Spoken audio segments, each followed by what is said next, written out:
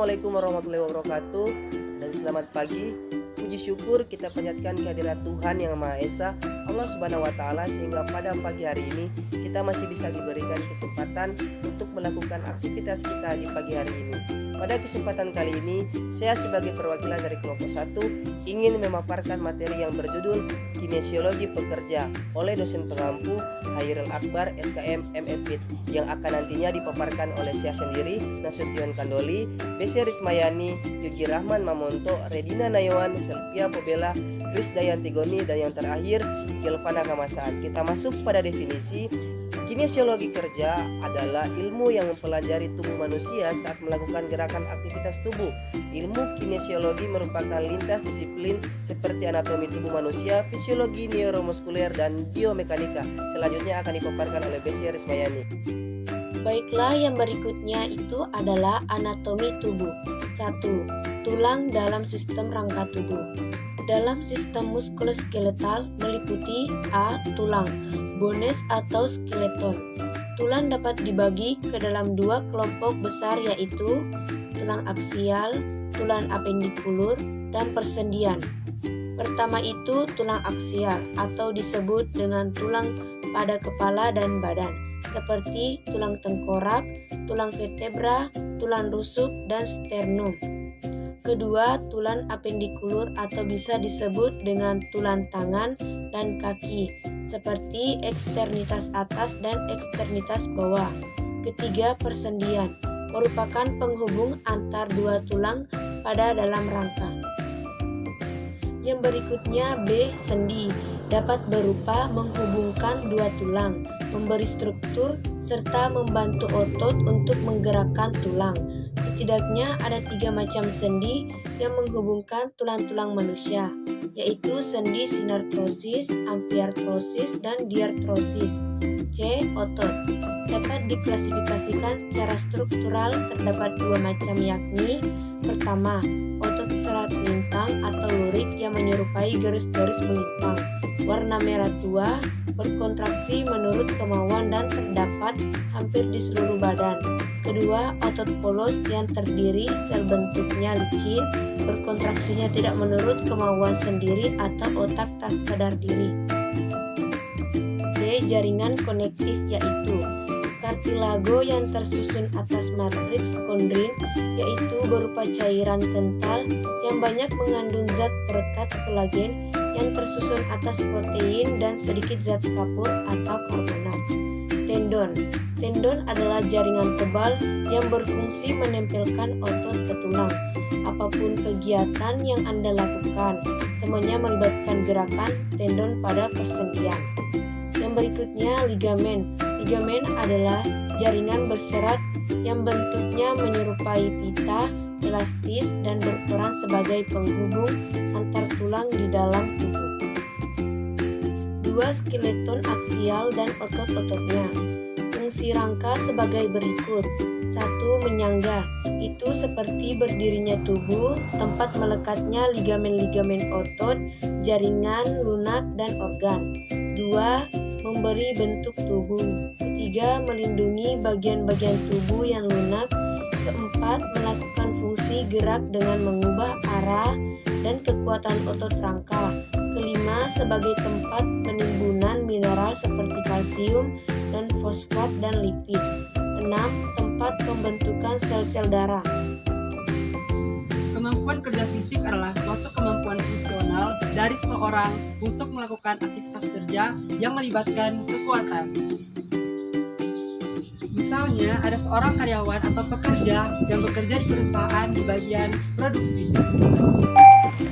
Klasifikasi kerja. 1. Pekerjaan menetap. Contohnya, suatu pekerjaan yang pekerjaannya duduk terus pada sebagian besar waktunya dan hanya berjalan atau berdiri untuk waktu yang singkat. Yang kedua, pekerjaan ringan. Contohnya, berjalan atau berdiri untuk tingkat signifikan atau duduk terus-menerus tapi dengan lengan dan kontrol kaki dengan tenaga dari kekuatan yang lebih besar daripada menetap. Yang ketiga, kerja sedang. Itu contohnya menggerakkan kekuatan hingga 22 kg. Yang keempat, kerja berat. Itu contohnya menggerakkan kekuatan hingga 44 kg. Yang kelima, bekerja sangat berat. Contohnya yaitu menggerakkan kekuatan lebih dari 44 kg. Unsur kapasitas fisik pekerja ditinjau dari pendekatan gerak tubuh. Yang pertama, kekuatan otot atau strength. Yang kedua, daya tahan atau endurance. Yang ketiga, kelenturan atau flexibility. Yang keempat, keseimbangan tubuh atau balance. Kemampuan kerja seseorang sangat ditentukan oleh yang pertama, personal capacity atau karakteristik pribadi, meliputi faktor usia, jenis kelamin, antropometri, pendidikan, pengalaman, status sosial, agama dan kepercayaan, status kesehatan, kesegaran tubuh, dan sebagainya. Yang kedua, physiological capacity atau kemampuan fisiologis, meliputi kemampuan dan daya tahan kardiovaskular, syaraf otot, panca indera, dan sebagainya. Yang ketiga, psychological capacity atau kemampuan psikologis, berhubungan dengan kemampuan mental, waktu reaksi dan kemampuan adaptasi, stabilitas emosi, dan sebagainya. Yang keempat, biomechanical capacity atau kemampuan biomekanik, berkaitan dengan kemampuan dan daya tahan sendi dan persendian, tendon, dan jalinan tulang. Selanjutnya, unsur kinerja. Yang pertama, kesetiaan. Kesetiaan yang dimaksud adalah tekad dan kesanggupan mentaati, melaksanakan, dan mengamalkan sesuatu yang ditaati dengan penuh kesadaran dan tanggung jawab. Tekad dan kesanggupan tersebut harus dibuktikan dengan sikap dan perilaku tenaga kerja yang bersangkutan dalam kegiatan sehari-hari, serta dalam melaksanakan tugas dan pekerjaan yang diberikan kepadanya. Kesetiaan tenaga kerja terhadap perusahaan sangat berhubungan dengan pengabdiannya. Pengabdian yang dimaksud adalah sumbangan pikiran dan tenaga yang ikhlas dengan mengutamakan kepentingan publik. Yang kedua, hasil kerja. Yang dimaksud dengan hasil kerja adalah kinerja yang dicapai oleh seorang tenaga kerja dalam melaksanakan tugas dan pekerjaan yang diberikan kepadanya.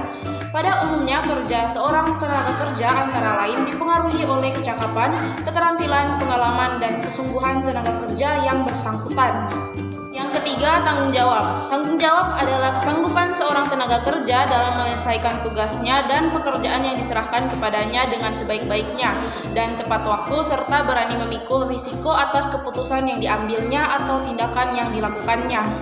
Yang keempat, ketaatan. Yang dimaksud ketaatan adalah kesanggupan seorang tenaga kerja untuk mentaati segala ketetapan, peraturan perundang-undangan, dan peraturan kedinasan yang berlaku, mentaati perintah kedinasan yang diberikan atasan yang berwenang, serta kesanggupan untuk tidak melanggar larangan yang telah ditetapkan perusahaan maupun pemerintah, baik secara tertulis maupun tidak tertulis.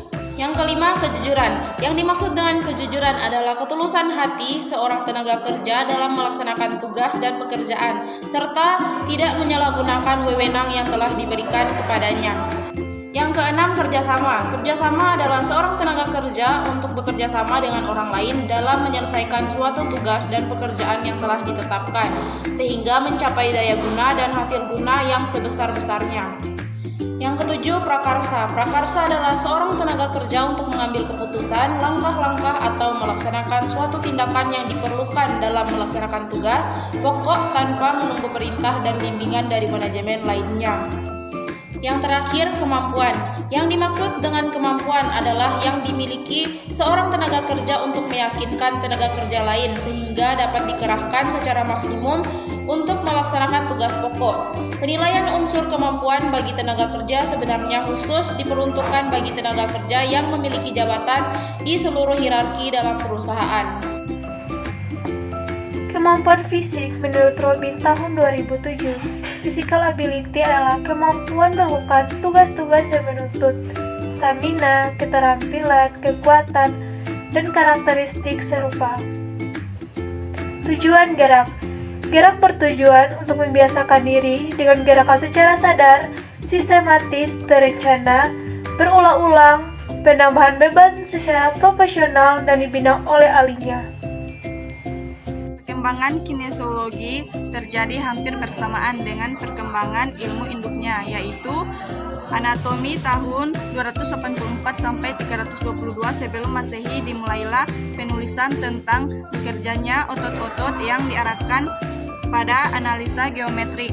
Alfonso Borelli pada tahun 1608 sampai 1679 mulai menggunakan rumus matematika untuk memecahkan masalah gerakan otot dan mulai mengadakan pembedaan antara berbagai macam kontraksi otot serta mengemukakan dasar-dasar intervensi respon karena pengkajiannya yang mendalam tentang masalah gerakan tadi.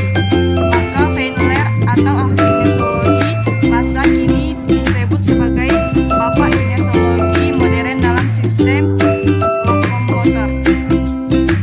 Jadi terima kasih. Itulah tadi pemaparan materi dari kelompok 1 mengenai kinesiologi pekerja. Atas perhatiannya diucapkan banyak terima kasih. Billahi fisabilil haq, fastabiqul khairat. Wassalamualaikum warahmatullahi wabarakatuh.